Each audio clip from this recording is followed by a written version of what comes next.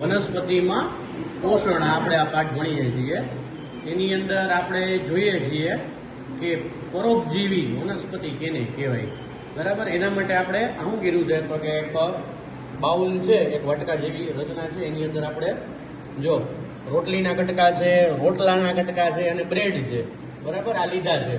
હવે એ હિસાબે આમાં જરી પાણી ભરી દો તો, અને છલો ના ભરતા, થોડુંક જ ભરજો. ના, આમાં નાખ, સીધું નાખો અંદર. જો આ છે, હવે ભરી દે, આખે આખું ભીનું કરી નાખો, ભીનું કરી નાખો. હા, બરાબર. હવે ભીનું થઈ ગયું છે. હજી નાખો, પાણી નાખો, ભીનું કરી નાખો, બરાબર. હા, આ બધું ભીનું થઈ ગયું, બરાબર. જો આ સૂકી જે બ્રેડ હતી અને જે રોટલી હતી, રાતની વાસી રોટલી હતી, બરાબર, જે એ રોટલી અને રોટલો છે એના કટકા છે અને આ બ્રેડ છે, બરાબર. આ બધું આપણે અંદર ભેગું કર્યું છે. હવે આમાં પાણી નાખ્યું છે. હવે શું કરશું તો કે હવે આ પાણીને દૂર કરી દેશું, બરાબર. પાણીને દૂર કરી અને પછી શું કરવાનું તો કે આને હવે થોડીક હુંફાળી જગ્યા, હુંફાળી એટલે કે જ્યાં થોડોક ગરમાવો હોય એવી જગ્યાએ હું મૂકી દઈશ.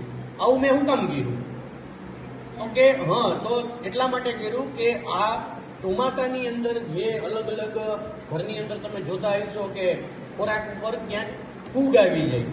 તો ફૂગ શા માટે આવે છે તો કે એને હુંફાળું વાતાવરણ ગમે છે, ભેજવાળું વાતાવરણ ગમે છે. માત્ર ને માત્ર ચોમાસામાં જ ફૂગ આવે, પછી નહીં આવે.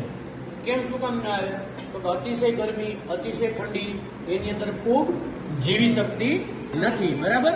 તો ફૂગને જીવવા માટે કેવું વાતાવરણ જોઈએ તો કે હુંફાળું અને ભેજવાળું, થોડુંક ગરમી હોય થોડીક, બરાબર. અને તો એવું વાતાવરણ એને ગમે છે, બરાબર. હવે આમાંથી આપણે પાણીને દૂર કરી દઈશું અને 2-3 દિવસ સુધી આમ રાખશું.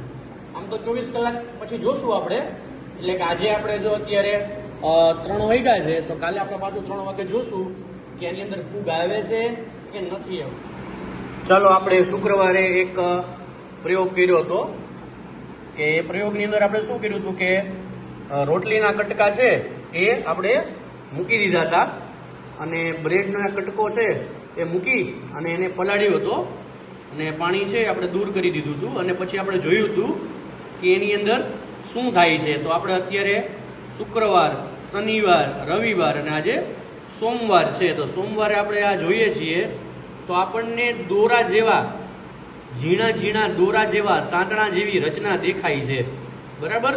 એ શું કરે છે તો કે ખાવાની વસ્તુ જે રોટલી અને રોટલાના કટકા છે એની ઉપર ચડી ગયા છે. એ જ રીતે કાળી કાળી ધબ્બા જેવી રચના દેખાય છે. ક્યાંક ક્યાંક આપણને લીલાશ પડતો ભાગ પણ દેખાય છે, બરાબર. ગુલાબી, આછા ગુલાબી રંગનું પણ આપણને તાંતણા દેખાય છે. તો આ બધું શું છે તો કે આ બધું છે એ ચોમાસામાં ભેજવાળી ઋતુની અંદર આપણા ખોરાકની અંદર જે ફૂગ આવી જાય છે તે છે, બરાબર. તો આપણા ઘરે ફૂગ આવે તે માટે આપણે એને કેવું વાતાવરણ આપ્યું, કોઈ મને કહેશે? હું બોલી તો ગયો છું, છતાંય કયો મને. ભેજવાળા વાતાવરણમાં, કારણ કે જો ચોમાસામાં જ આવશે, બરાબર. શિયાળામાં અતિશય ઠંડી, ઉનાળામાં અતિશય ગરમી, તો ત્યારે આ ફૂગ નહીં આવે, બરાબર. આપણા કપડા, આપણા ચોપડા, આપણું કોઈ ચામડાનો પટ્ટો છે, ચામડાનું પાકીટ છે, તો આ બધાને જો તમે ચોમાસામાં ખુલ્લું રાખશો, બરાબર, તો શું થાય તો આ બધા ઉપર ફૂગ આવી જાય. પહેલાના જમાનામાં જ્યારે આ વાહન વ્યવહાર નહોતા અને ઘોડા હતા, તો ઘોડા ઉપર બેસવા માટે એક સવારી અથવા તો એક સાધન હતું, બરાબર. જીન કહેવાતું, જીન. તો એ ચામડાની વસ્તુ હતી, બરાબર. એ ઘોડા ઉપર એ જીન હતું ને, એને શું કરતા આપણા દાદા હતા ને, આપણા દાદા છે અથવા તો આપણા પપ્પાના દાદા, એ દર ચોમાસે એની ઉપર તેલ ચોપડી દેતા. તેલ ચોપડવાથી શું થાય? ચામડા ઉપર તેલ ચોપડી દો તો શું થાય? ચામડા ઉપર તેલ ચોપડી દો એટલે શું થાય તો કે એની ઉપર ફૂગ ન આવે, બરાબર ને. આજે પણ ચામડાવાળી વસ્તુઓને બચાવવા માટે શું કરવામાં આવે છે તો કે તેલ ચોપડી દેવામાં આવે છે. ઘણી વખત તમે જોયું છે, પટ્ટો હોય ને, પટ્ટો, તો તમે કોકને જો પટ્ટો સાફ કરીને તેલ લગાડતા જોવો, જે માથામાં નાખવાનું તેલ હોય ને એની ઉપર લગાડી દે, એટલે શું થાય તો કે એ ફૂગ એની ઉપર આવે નહીં અને એ ચામડું છે એ લાંબુ ટકે. જો અહીંયા ગુલાબી ધબ્બા છે, ક્યાંક ક્યાંક કાળા કલરની ફૂગ છે, બરાબર. તાંતણા છે દોરા જેવા, બરાબર. આ બધી વસ્તુમાં ફૂગ આવી ગઈ છે. હવે આપણે એમાં કાંઈ નહીં કરીએ. હવે આ પાત્ર છે આપણે આને ફેંકી દેવાનું છે, બરાબર. અને આપણે અહીંયા આજે ફૂગ કઈ રીતે આવે છે અથવા તો ખોરાક ઉપર, કપડા ઉપર, ચામડા ઉપર કઈ રીતે ફૂગ આવે છે આપણે આજે નિરીક્ષણ કર્યું છે.